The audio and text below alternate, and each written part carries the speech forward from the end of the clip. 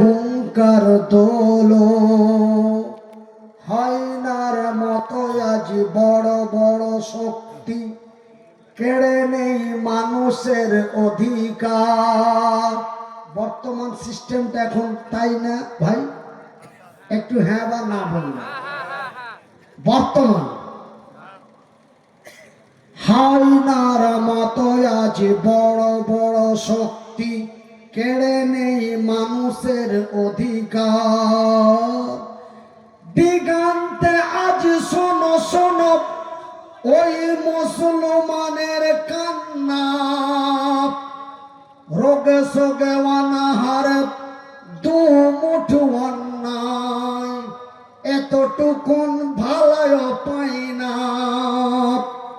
পথে পথে পড়ে আসে অসহায়, সমাজের অরাজন কেউ নাই। নারে তাকবীর। পথে পথে পড়ে আছে অসহায়, সমাজের অরাজন কেউ নাই। ওই সব মানুষের মুক্তির জন্য কোন সব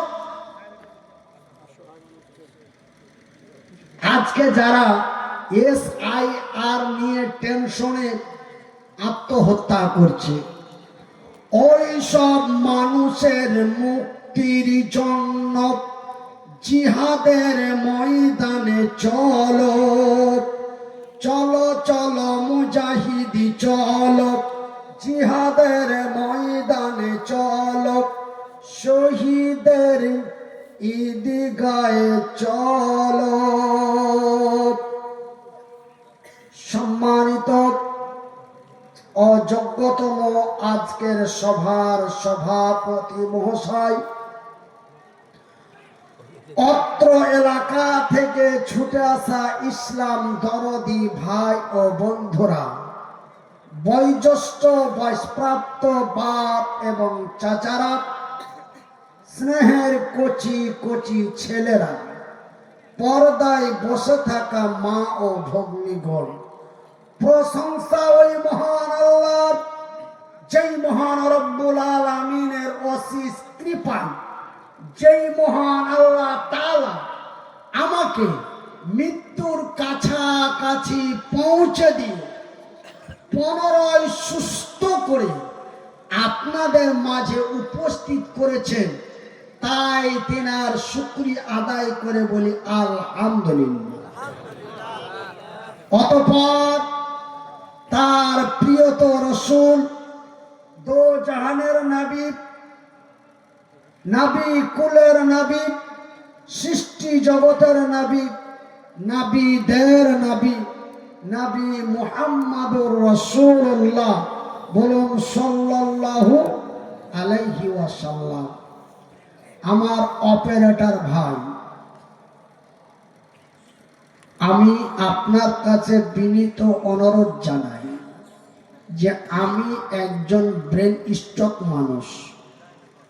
আমার প্রায় জায়গায় অনেকেই মানুষ অবগত আছেন যে মাওলানা মনিরুদ্দিন ভাই 2022 সালে ব্রেন স্ট্রোক করে মারা গেছে, এমনই অনেকে অবগত আছেন। তাই আমি শক্তি বেগ লাগিয়ে আমার কথা বলতে অসুবিধা, তাই এই মাদ্রাসার মুহতামিম হযরত আল্লামা মুফতি নাসিরউদ্দিন চৌধুরী সাহেবের সাথে আমার যেটা আলোচনা হলো যে আমি আপনাদের সামনে এসেছি, আমার কোনো নির্ধারিত সময় নেই। আমি আমার মতো যতটুকুন পারবো আমি বলার পরে আমার পরবর্তী একজন যোগ্যতম আলেমে দ্বীন আমার পিছনে বসে আছেন। তিনি বিগত পূর্বে উনি একজন পুলিশ অফিসার ছিলেন। এখন আল্লাহ রাব্বুল আলামিন উনার মুখ দিয়ে কোরআন ও হাদিসের কথা বলিয়ে নিচ্ছেন। পুনরায় বলি আলহামদুলিল্লাহ। তাই আমার অপারেটর ভাইয়ের কাছে আমার আবেদন যে আপনার মাইকের মধ্যে কোনো ডিজে আওয়াজ থাকবে না। ডিজে আওয়াজ থাকলে আওয়াজটা একটু ভারী হয়, আমাকে কথা বলতে একটু জোরে হবে। তাই আমি আপনাকে বলতে চাই যে এই যে চোঙগুলো লাগা আছে, বক্সের আওয়াজগুলো কিন্তু ঠিক চোঙের মতোই করে দেওয়া যায়। সেটা আমার জানা ছিল পূর্বে। আমি মাইক সম্বন্ধে আল্লাহ রাব্বুল আলামিন আমাকে অনেকটা অভিজ্ঞতা দিয়েছিলেন, কিন্তু ব্রেন স্ট্রোক হওয়ার পর আমার দুইটা তার ফল্ট হয়ে গেছে ডান সাইডের তার ফল্ট হয়ে যাওয়ার কারণে আমার বাম সাইডটা নষ্ট হয়ে গেছে। সেহেতু আমি অসুস্থ মানুষ, আপনাদের মহব্বতের ভালোবাসায় পড়ে এই আপনাদের বর্ধমান জেলার অন্তর্গত কাটুয়া থানার, এটা আপনার মঙ্গলকোট থানা, কিন্তু আমি যে আপনাদের এই জলসাতে এসেছি ওই কাটুয়া ঘাট পার করে এসে আমার এক বোন, নাম তার হাসিনা খাতুন বা বিবি, অত্যন্ত আমাকে বড় ভাইয়ের মতো শ্রদ্ধা এবং ভালোবাসেন। তাই এই হুজুর যখন আমার বোনের নাম বললেন, তারপরে আমার বোনও আমাকে রিকোয়েস্ট করলো, তখন আমি আমার বোনের মহব্বতে পড়ে আপনাদের এই দাওয়াত কবুল করেছি। শুধু কবুল করি নাই, আপনাদের এই প্রোগ্রামে আমি এসে উপস্থিত হয়েছি। যাই বা হোক, আমার পূর্বে যিনি বক্তব্য দিচ্ছিলেন সুনামধন্য বক্তা, আসাম, বেঙ্গল আরো বিভিন্ন রাজ্যের একজন ভাইরাল বক্তা শায়খ মাওলানা জয়নাল আবেদিন সাহেব, ওনার শ্রোতা আমিও ছিলাম বিগত 18 বছর আগে, যখন সিডি ক্যাসেট বাজারে চলছিল, তখন ওনার ক্যাসেট আমি 40 টাকা দিয়ে খরিদ করে নিয়ে যে আমি টেলিভিশনে চালিয়ে আমি ওনার কথাগুলো শুনতাম। উনি অত্যন্ত বুজুর্গ মানুষ এবং আল্লাহ রাব্বুল আলামিন ওনাকে কথা বলার অনেক অভিজ্ঞতা আল্লাহ দান করেছে, বলি আলহামদুলিল্লাহ। তাই আমি মনিরউদ্দিন আপনাদের সামনে বেশি কথা বলতে চাই না। আজকে বিশেষ করে পশ্চিমবঙ্গ তথা সারা ভারতবর্ষের সংখ্যালঘু মুসলমানেরা তথা আমরা অত্যন্ত চিন্তিত, কথা ঠিক কিনা বলেন? আমি মনিরউদ্দিন, আমি হাত নাই পা নাই, তারপরেও SIR আমার নাম ব্যাক চলে এলো। ব্যাক আসার পরে আমি গতকালকে হিয়ারিং করে এসেছি। তো এই যে একটা দুশ্চিন্তা, অনেক জায়গায় অনেক মানুষ সুসাইড করে মারা গেল, কাগজপত্র সঠিকভাবে ব্যবস্থা না করতে পারার কারণে এই বাংলাদেশ পাঠিয়ে দেবে, বাংলাদেশ চলে যেতে হবে, এই টেনশন করে এই জীবন থাকার চাইতে মেরে দেওয়াই উত্তম, এই বলে বিষ পান করে মারা গেল। এমন ঘটনা পশ্চিমবঙ্গের বিভিন্ন জেলায় ঘটেছে, কথা ঠিক কিনা বলেন? কিন্তু আমি মনিরউদ্দিন আপনাদের বলি, আমার ভাইয়েরা, আত্মহত্যা মহাপাপ, আত্মহত্যা মহাপাপ। সেহেতু এমন টেনশনে যারা নিজের জীবন নিজেকে হত্যা করেছেন, আমি মনিরউদ্দিন বলবো আপনি তওবা করুন, যেন পূর্বে এমন ঘটনা না ঘটে। কেন জানেন? আল্লাহ রাব্বুল আলামিন আমাকে দুটো হাত দেয় নাই, দুটি পা দেয় নাই, কিন্তু আল্লাহ রব্বুল আলামিন আমাকে দুটি চোখ দিয়েছে, আলহামদুলিল্লাহ বলেন। আর একটু মহব্বত দিয়ে বলেন আলহামদুলিল্লাহ। আল্লাহর দেওয়া চোখ দুটি দিয়ে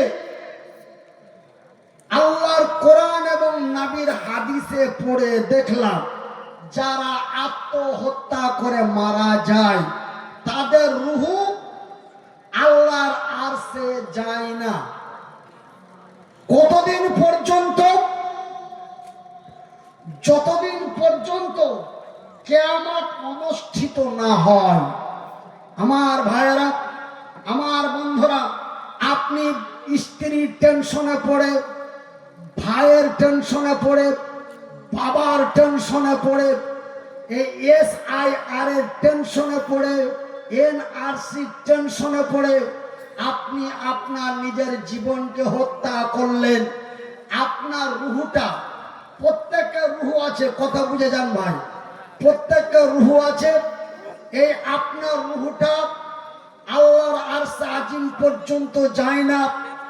কিয়ামত পর্যন্ত আপনার রুহটা নিচের আকাশে দৌড়ে বেড়াবে, আর সেই নাফস, আপনার নাফস শান্তি পাবে না। এই জন্য আমি মনিরউদ্দিন আপনাদের বলি, আমার ভাইয়েরা, খবরদার কেউ আত্মহত্যা করার চেষ্টা করবেন না। নাম্বার 1। নাম্বার 2, আল্লাহকে এক বলে কারা কারা বিশ্বাস করেন একটু হাত তুলে দেখাবেন। নারে তাকবীর, লিল্লাহি তাকবীর। যারা আল্লাহকে বিশ্বাস করেন, যারা আল্লাহর কোরআনকে বিশ্বাস করেন, আমি মনিরউদ্দিন আপনাদের বলে যাই, খবরদার টেনশন করবেন না, খবরদার টেনশন করবেন না। টেনশন করার কোনো দরকার নেই, হতাশ হওয়ার কোনো প্রয়োজন নেই। আল্লাহ নিজেই বলছেন, বিসমিল্লাহির রহমানির রহিম। ওয়ালা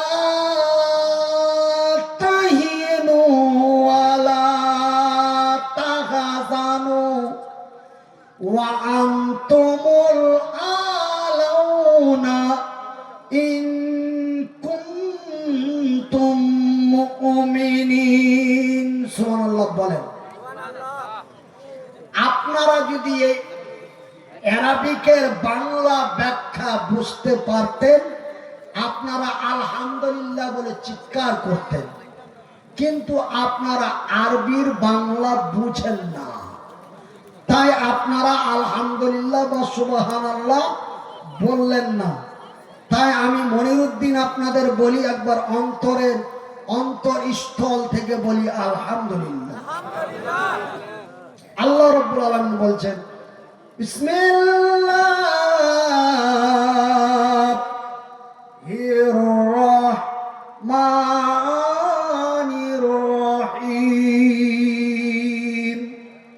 ওয়ালা তাহিনু ওয়ালা তাহজানু ওয়া আনতুমুল আলাউনা ইন কুনতুম মুমিনিন। নারে তাকবীর, লিল্লাহি তাকবীর। আল্লাহ রাব্বুল আলামিন বলেন, রে সংখ্যালঘু ইমানদার মুসলমানেরা, রে সংখ্যালঘু আল্লাহর বান্দা এবং বান্দিরা, রে সংখ্যালঘু মুসলমানেরা, ওয়ালা তাহিনু ওয়ালা তাহজানু, এই শব্দটির মানে হলো, আমার আল্লাহ বলেন, তোমরা চিন্তায় চিন্তিত হয়ো না। এ কথা কে বললেন? কে বললেন? আল্লাহ। আল্লাহ বলেন, তোমরা চিন্তায় চিন্তিত হয়ো না, তোমরা হতাশ হয়ে যাও না। হতাশ, তোমরা গমগীন হয়ে যেও না, তোমরা হতাশ গমগীন হয়ে যেও না। না, তোমরা তোমাদের ঈমানটা মজবুত করো। ঈমান মানে কথা বলে না, ঈমান মানে বিশ্বাস। তোমাদের ঈমানটা মজবুত করো, আমার উপর তাওয়াক্কুল বিশ্বাস করো। আমি আল্লাহ, আমার ওয়াদা, আমি আল্লাহ, আল্লাহ নিজেই বলছেন আমি আল্লাহ, আমার ওয়াদা, আমার জমিনে আমি ঈমানদারের বিজয় করব। জোরে বলি আলহামদুলিল্লাহ। কার বিজয় করব? আপনাদের কথা বলতে অসুবিধা হয় না? ভয় পান যে এখন ঝামেলার সময় মনিরউদ্দিন ভাই কি আলোচনা করতে লাগলো, এই জন্য কি আপনারা অসুবিধা মনে করেন? তবে বলি আলহামদুলিল্লাহ। আমি মনিরউদ্দিন, যার দুটো হাত নেই পা নেই, যেই লোকটা আজকে 3 বছর থেকে বাম সাইড প্যারালাইসিস হয়ে আছে, এই লোকটা যদি হক কথা বলতে যে কোনো দ্বিধা না পায়, আপনারা আমার কথার উত্তর দিতে কেন আপনারা অসুবিধা মনে করেন? একবার জোরে বলি নারায়ে তাকবীর।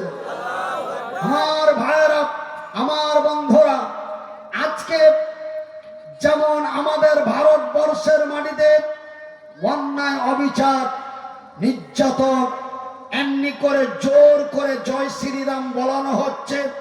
এই 4 দিন আগে আমাদের পশ্চিমবঙ্গের মালদা ডিস্ট্রিক্টের হরিশ্চন্দ্রপুর থানা তথা আমার বাড়ি থেকে 500 মিটার দূরে আমার মতো নওজোয়ান তরুণ যুবককে জোর করে জয় শ্রীরাম বলাচ্ছিল 4 জন ছেলেকে। জয় শ্রীরাম না বলার কারণে তাদেরকে বেধড়ক মারা হয়েছে। এই বর্তমান 4 দিন আগের খবর, নিশ্চয় আপনারা সোশ্যাল মিডিয়ায় তা দেখেছেন বা শুনেছেন।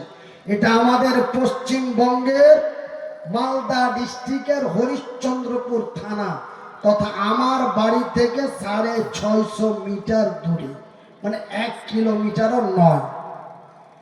তাই আমার ভাইরা,